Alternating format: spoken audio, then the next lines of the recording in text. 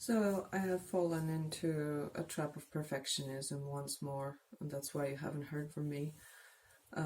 I have been told recently that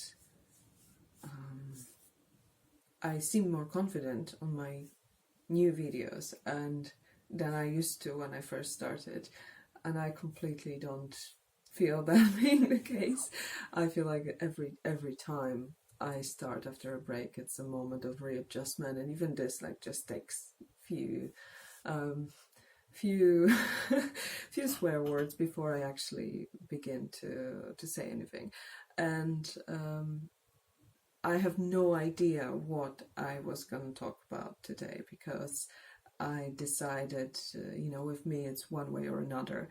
It's like if I don't just start doing things, they never get done. I will just keep thinking and overthinking and planning and waiting for the right moment and right good hair day and good sun and good light and I don't know, waiting for the planets to align. So I just decided to treat it like an exercise and just start talking. And the light is not perfect, and I can see this. Last time I've been told that it's been overexposed, and I've been so happy that finally there was enough light, because I never had I always had these problems with lighting, and I was just using whatever was available, and I still do. So yeah, I was kind of happy about that, but yeah, that was too much apparently. And yeah, I find videos being very unforgiving also when it comes to um, self confidence and things like that. You can't do as much in terms of angles and stuff and hiding things that you're not particularly happy about in the right moment. Um, so yeah, so there we go.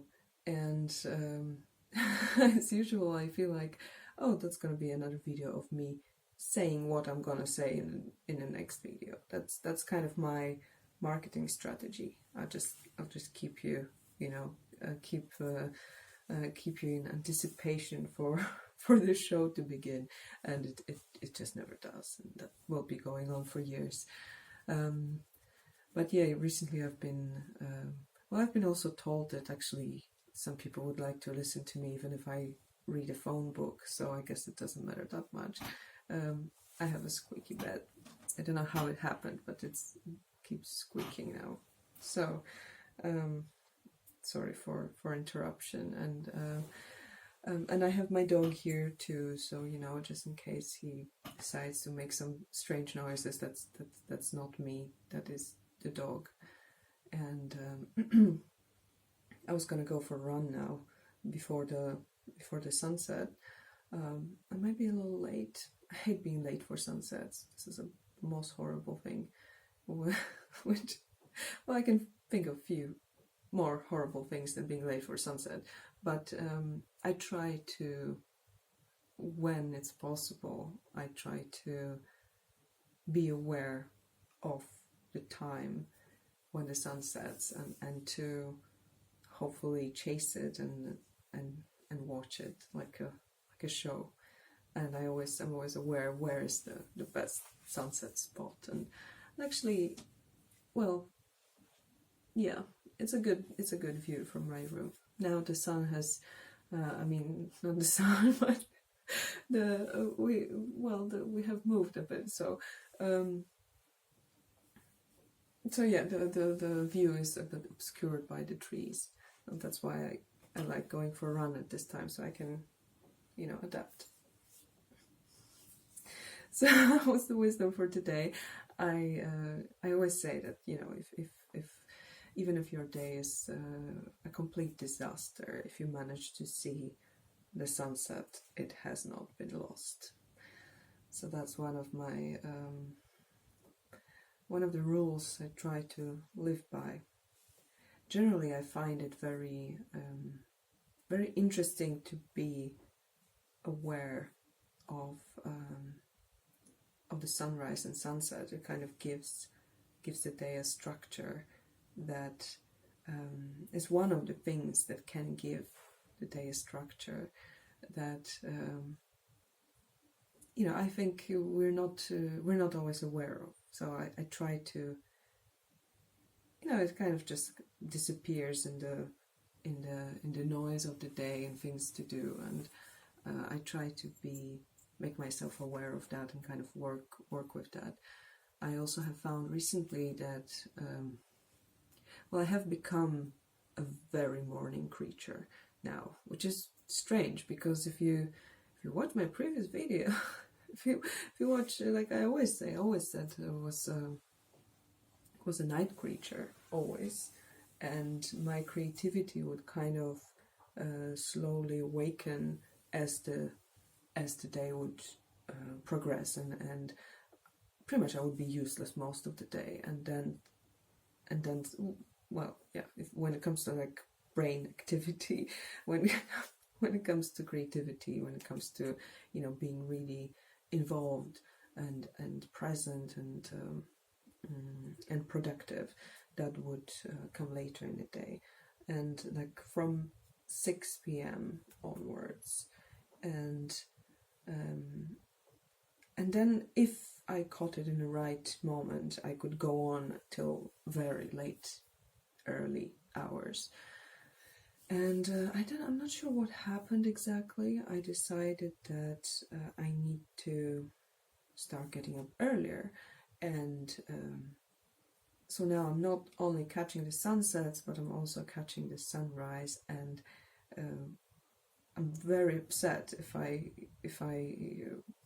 miss it, and if I wake up and it's already bright outside. I get really really annoyed by this, like I get annoyed by many weird things, but that would be one of those. So now I try to wake up before the sunset or before the sunrise, but of course it's going to be more and more challenging. Yes, I don't know how it happened, but also, given that basically if you wake up early enough, it's still night. So technically, I'm still a night creature. It's just my hours have shifted. But that's quite an interesting change. I think the main point of that is that I like being awake when everyone else is asleep. I like the silence. I like the peace. It's this kind of moment when even you catch this moment when birds start singing, and suddenly it's a completely different world. You really feel the world awakening. And it's like, oh, fucking birds, ruining my mood. And of course, these are the best moments for me, for meditation, for prayer, for ritual and things like that. I feel quite connected. I'm still between the worlds, and I can draw a lot out of it. I'm also quite creative, of course, and I write during this time the best. And then once I start hearing the noises of the day, the noises of the world, and people going to work, even I'm pretty much in the middle of nowhere, but not quite. Not quite. I think it's very difficult in this day and age to be in a complete middle of nowhere. Well, unless you are, but yeah, it's far, but there's still people here, and there's still neighbors, and there's still roads. Yeah, I'll show you around sometime. But yeah, there are definitely noises of the day that kind of like rhythmically starts, arise as the day proceeds, and this is when I'm like, okay, I'm done. I can't do anything anymore. It's all overwhelming, and I always try to work on that, because I'm very sensitive to noises, as people probably know who have known me for longer than a day. So I try to work on that, because I feel like I don't like the idea of being so dependent and so enslaved in your nature and your kind of predispositions. I feel like it's quite a subtle balance between accepting your nature and trying to change it, to improve things so they just work better for you. And that sometimes working with your nature is what's needed, and sometimes you have to transform yourself. But the question is, how far can you push it? How far can we really transform ourselves into something different? You know, with our willpower and all sorts of tricks. So that's quite interesting. So I find myself in different like stages of that, in different, it's like weathers. Sometimes I'm more sensitive, and sometimes I feel like, oh, actually it's, you know, I'm even surprised that something could have aggravated me before. And also it depends on a lot of things, on a lot of contexts. So yeah, I try to kind of, I think even this, even if to think about it as an experiment, to kind of change the natural rhythm, and from the night person becoming a morning person.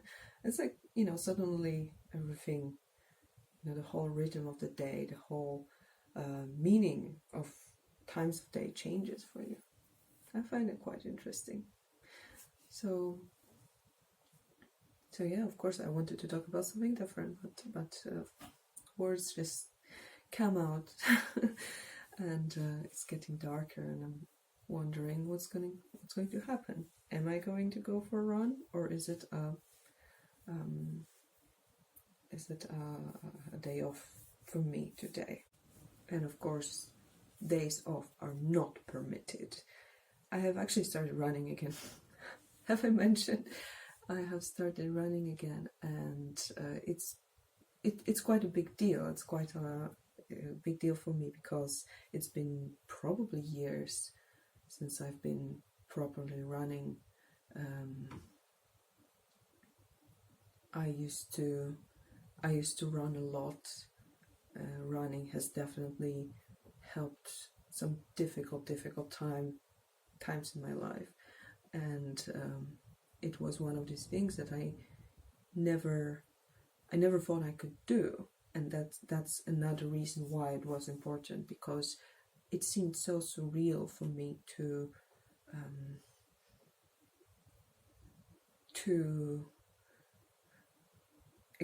transform myself from someone who wasn't meant to do that, who wasn't naturally predisposed. I always, you know, as a kid, I was like, I was okay, but it was more about willpower always. That's what was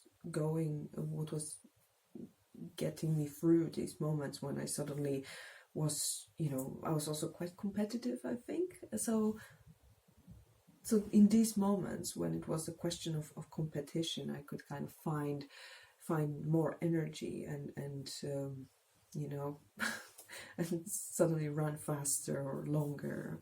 I think I'm quite I'm more into endurance, because this is where the mental strength really matters. So with running, you know, I'm not a fast runner. I'm not probably not a great technical runner, but I did run 2 marathons, so it was not an accident. Well, I hope, and that's the reason why I ran the second one, because I felt like the first one was I just got lucky or something. So I said, like, okay, I need to run another one. So now I kind of feel similar, you know, it's been a while, and this whole story of me running a marathon has become a bit old, and now it's a bit embarrassing to even say, like, oh yeah, you know, I used to run. I feel like a very old person, you know, like the t-shirts I got from the marathon are far too small now. So even to wear them would be embarrassing. It's like, you know, finisher. It's like, not finisher from like 2014 or something, 14-15. God damn it, that's a long time ago now. So I can't wear them because they're too small. So yeah, I'd like to do that again eventually, to prove myself.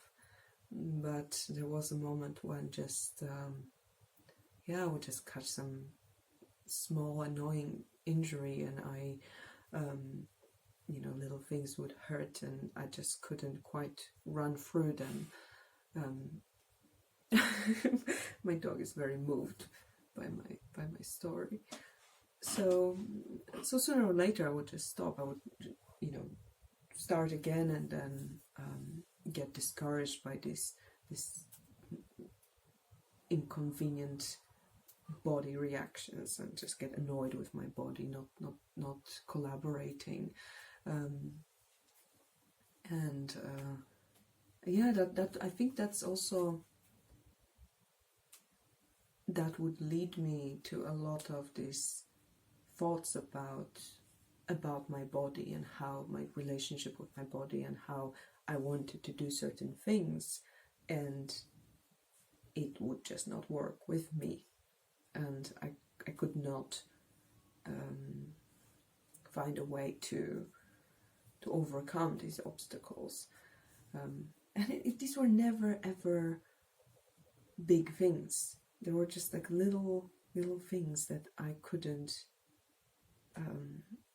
find a reason for. That was actually the story of my life. There's been always like my health issues. I think probably 90% was psychosomatic. Always, if I spend more time on it, and I still do, I still feel like there are things I'd like to address, certain things in posture. Definitely, you can tell that there's something going on, that your body is mirroring your